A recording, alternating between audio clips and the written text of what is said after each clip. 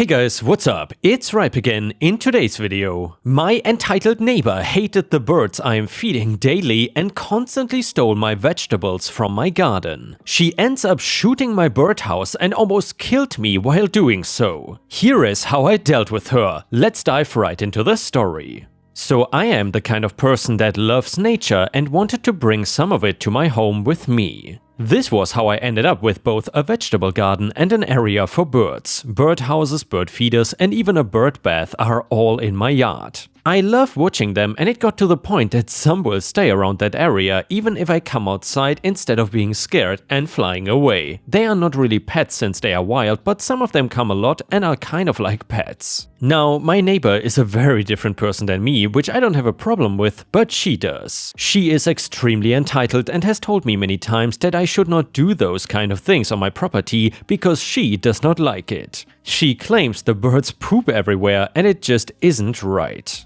I also have had problems in the past with her coming onto my property without permission and her not seeming to care. A couple examples are the times she came to reorganize the table and chairs I have outside because it made no sense the way I had it. Like, seriously lady, that is none of your business and does not affect you. The other thing she tends to do is come to my vegetable garden for various reasons, usually to steal, which is stupid because my neighbors know I'm more than willing to share if they just ask. I plant more than I can eat myself and the rest I donate to neighbors that want them or the local food bank. My issue is that she does not ask and just comes onto the property to take and also does not know how to do it properly. She has taken out plants that were not ripe yet and plants all the way from the roots and stepped all over the garden, destroying other things. The thing she hates the most though are the birds. It is a constant fight the two of us have with her yelling at me to get rid of them and me telling her to F off. The birds don't go on her property, they are simply on mine. Still, at least once a week I run into her and get a lecture about how my pets are ruining her life and wake her up in the morning. Birds chirp and sing, nothing I do is making them do that.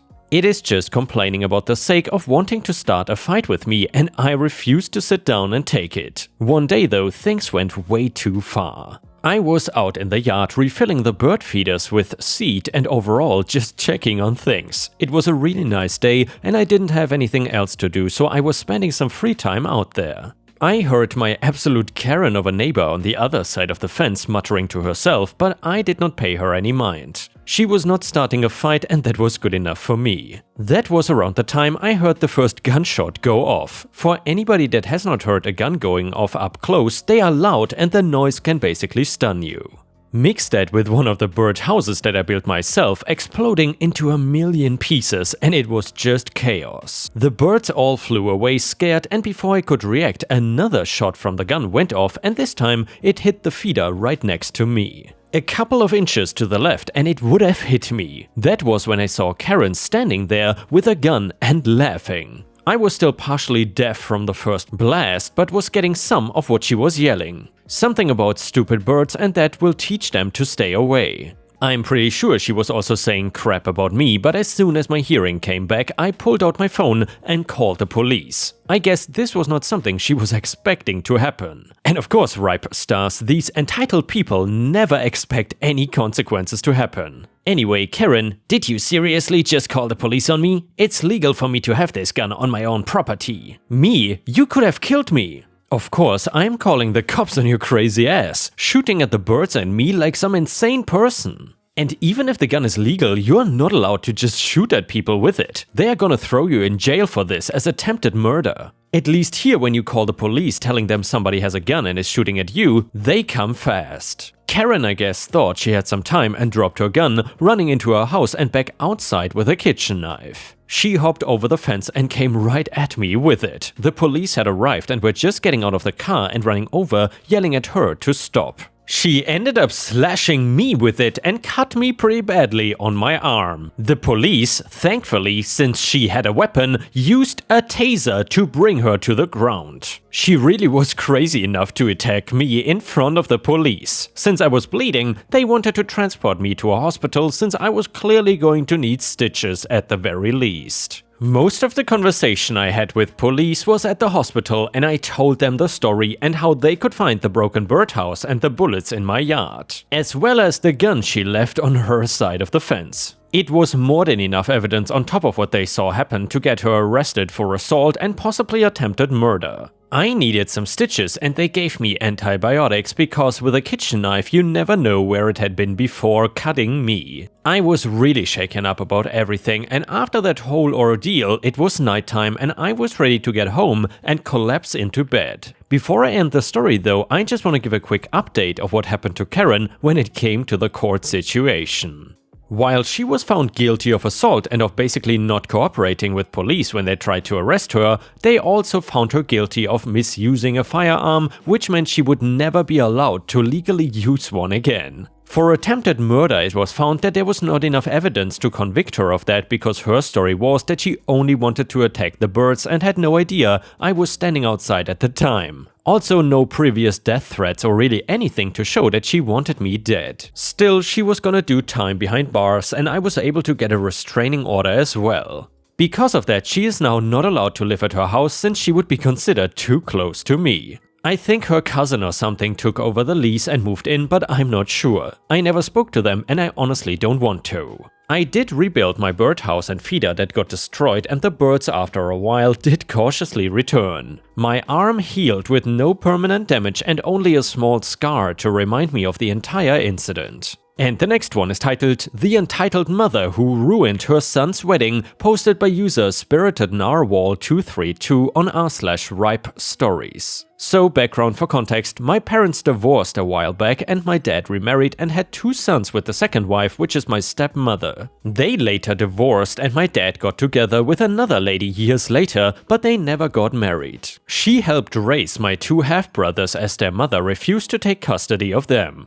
She had divorced my dad as she felt he was not rich enough to support her lifestyle. When one of my half-brothers wanted to get married, his mother threw a fuss about dad's girlfriend being invited to it too. Not wanting to cause any trouble, he eventually told my dad's girlfriend not to attend the event, even though she had been the one to raise him and his younger brother. Eventually, she called me crying about being excluded from the wedding as she considered the 2 boys as her sons. I tried to mediate and suggested to my brother that she be allowed to attend and maybe to keep the 2 women apart. My brother agreed to my suggestion and kept it a secret from his mother. On the wedding day, when his mother saw my dad's girlfriend there, she was livid. She stalked over to dad's girlfriend, threw a glass of wine at her face, the whole glass, not just the wine, and it broke and cut her brow. There was wine and blood everywhere, some of the wine even splashed on the bride's gown as my dad and his girlfriend were talking to her before the ceremony started. My brother was waiting outside meanwhile.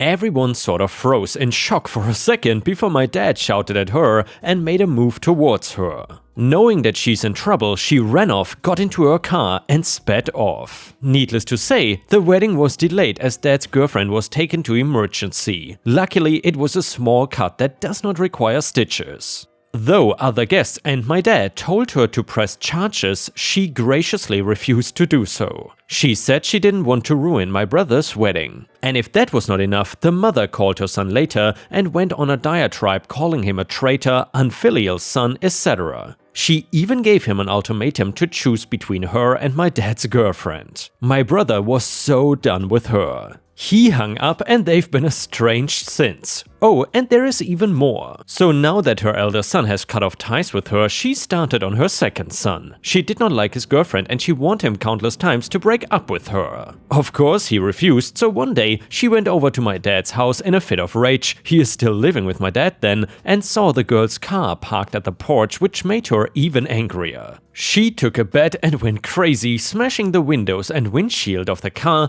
also denting it. Then she screamed, "Tell this woman to leave my son alone!" This frightened everyone at home. No one dared to go out to confront her. Someone called the police. She left after shouting a few more choice words, and the cops arrived after she left and, as predicted, classified it as family dispute and then left. And wow, ripe stars, I gotta say, that woman was absolutely crazy. Thank you so much for sharing that story. I am absolutely speechless, to be honest. Anyway, if you have more stories to share of your own, then please feel free to post them either in the comments or even better on r/ripestories on Reddit, where it is very likely that I will read your story in a video if you post it there. Anyway, let's continue to the next one. This one is titled, Neighbor Allows His Dog to Poop in Our Yard. We make it rain poo in his yard, posted by user commercial at 6690 in r/ripestories. So this is a petty revenge story that was extremely satisfying.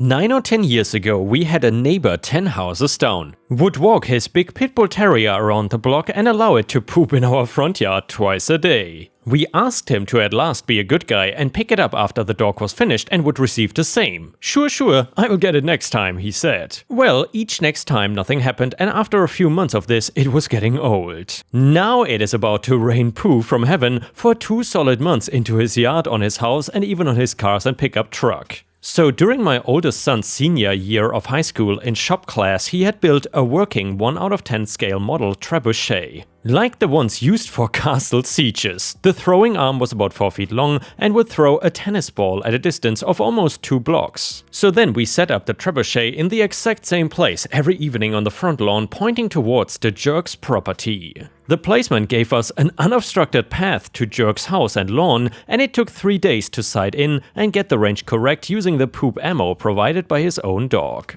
Once we got everything just right, we would go to our backyard and pick up our own 3 dogs' poop along with his dog's poop load and the sling 1 turd at a time, and then pull. Like we were skeet shooting and launched to down the street onto his property. We were getting good with this thing and eventually began being able to target the front door. Leaving splatters of poo there and watching him have to clean up it all was so satisfying. And the next one is titled Revenge at Night. So I, 24 female, work in a nightclub in the UK, and being pregnant means I'm in the cloakroom handling codes, obviously for customers. They pay to put their code in, I give them a ticket, and as long as the number matches at the end of the night, I can give the code back. And yes, they can show a picture of the number, or at closing time they can describe the code, tell me something that's in a pocket, and with permission, I can check. Remember those 2 things. So this was literally 2 nights ago. It's like midnight and a group of 3 come in. 3 codes come into the cloakroom, 1 of the tickets gets dropped instantly, so I immediately say to the guy, take pictures so you can have the codes back. He does, and they go have fun. 3:30 AM rolls around, front door is locked, and I'm alone in the cloakroom. NBD, I like it this way. The group comes back, first girl, ticket comes in, code goes back to her. Simple. The guy in the group though, he described his code and something in his pocket. I think it was a lighter or something, I don't know, but it matched. Here's the code, my guy. He gets sent off to find someone in the club to go get their taxi. Second girl has no ticket, describes code, says phone should be in the pocket. I get permission and check, but no phone. Sorry sweetheart, no code for you. Girl 1, we have a taxi booked, that's her code, just give it to us, we need to go. Me, sorry, you got no ticket. I cannot do anything now, you will have to come back tomorrow for it. Girl 1, but you know which one it is. Me, no, I checked the code that you think is yours. Your item was not in the pocket and I have no ticket, so I cannot give you the code.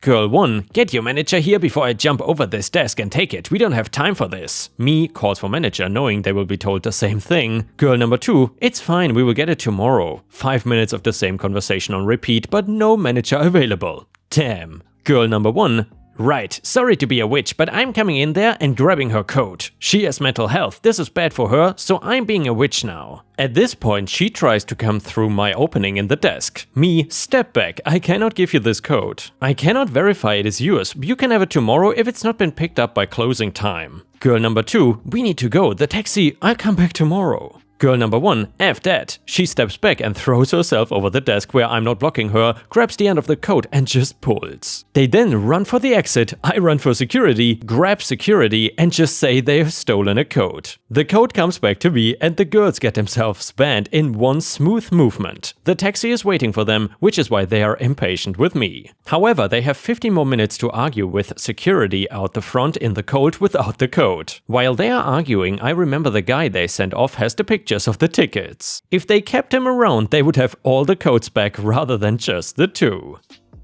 Next one is titled, No, I will not ask some kids to leave your playground. Years ago, I moved into a new house in a fairly new development and foolishly thought it was the right thing to do and went to the first HOA meeting. I somehow came out of that meeting the newly elected president, a position I loathed for the 18 months I put up with it. As president, I was pretty lax on what was allowed. You are not asking to paint your house all black with a giant middle finger on the side, we are cool. My main concern was keeping the common areas maintained, for example stormwater runoff pond, couple of green spaces, everything else was just noise. Now the development one street over from ours had a much more, let's say, aggressive HOA, but to be fair, they had a lot more houses and common property to maintain, including 4 different playgrounds. In my community we did not have any. Somehow the president in that other neighborhood got my number and I had to have this conversation with her. Me for me, CHP for crazy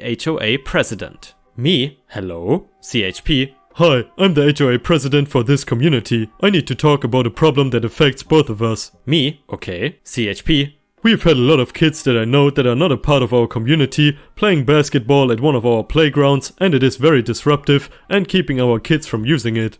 I know a lot of those kids are probably coming from your neighborhood.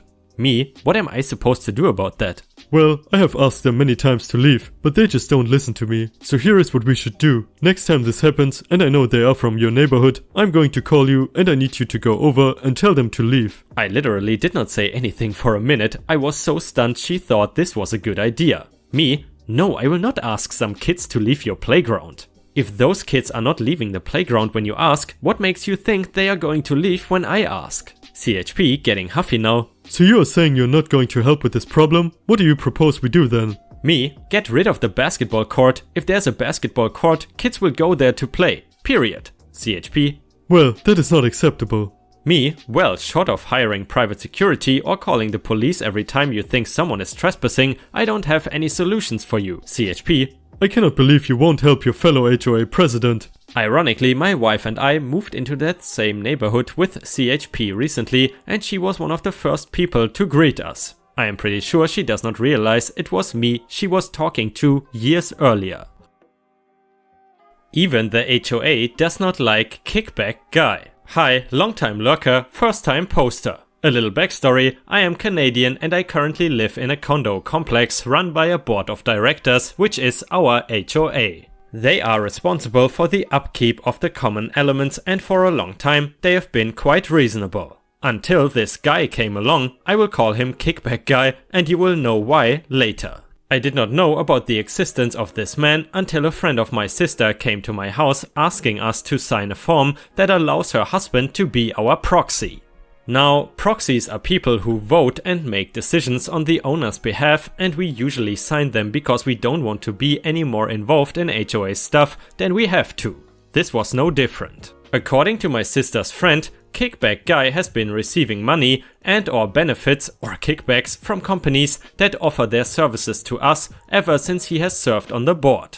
When we had to pay a special assessment to have our windows replaced, for example, he had this done for free. Kickback Guy was also the one who suggested that we pay another special assessment that the board rejected and that we pay $50 for each new fob that would work on the newly constructed gate arms. After the owners complained, that notice was taken down and my sister's friend told us that they can just reprogram the existing cards and fobs to work with the gate arms. Thankfully, the HOA is doing their darnest to get Kickback Guy off the board as he has been causing them enough trouble as it is. They cannot fire him, so they are waiting for election time when the owners and the proxies can vote his butt out. I cannot wait to see the results of our annual general meeting. Edit, thank you for all of your support and advice everyone, I really appreciate it. Unfortunately, I think that as a homeowner who does not know Kickback Guy personally, it is best for me to stay out of these shenanigans and let the HOA sort things out themselves. They got themselves and us into this mess, so I am leaving it up to them to get us all out. Don't worry, if enough homeowners complain, our HOA will eventually get things done. By the way guys, with all these small town politics and people on power trips, I'm curious, have you guys ever participated in politics? Let us know in the comments. FHOA, fix the stupid gate. I have lived in an HOA for 6 years, so far I have not lost my sanity too badly. A couple things due to an issue with a poorly handled property management company as well as chronic underemployment that lasted from April 2018 to October 2019. I had at one point about $1,200 in back HOA dues. The monthly dues for my HOA are $174 for a 1-bedroom condo, but I'm now working toward paying my debt back to them, so I pay $225 monthly. This includes access to the pool, which I never received a key to when I moved in, trash pickup, water, and the fact that there is a security gate. In the past 2.5 years, the gate has continuously been broken/left open. It is one of those that has a sensor and is automatic. I, quite honestly, am tired of the gate being open. It is supposed to be closed at all times as a matter of security. I have half a mind to tell my HOA that I will not be paying any dues backward or forward until the issue of the gate is resolved. The way I see it, I'm paying for services I don't get that are pretty much explicitly mentioned in the bylaw. And guys, with this we have reached the end of the video. Thank you so much for watching. However, if you cannot get enough of my content, then please feel free to check out my Patreon over at patreon.com/ripeyoutube or join my YouTube membership program by clicking the join button to get access to even more exclusive videos. Thank you so much for your support, and I will see you again tomorrow.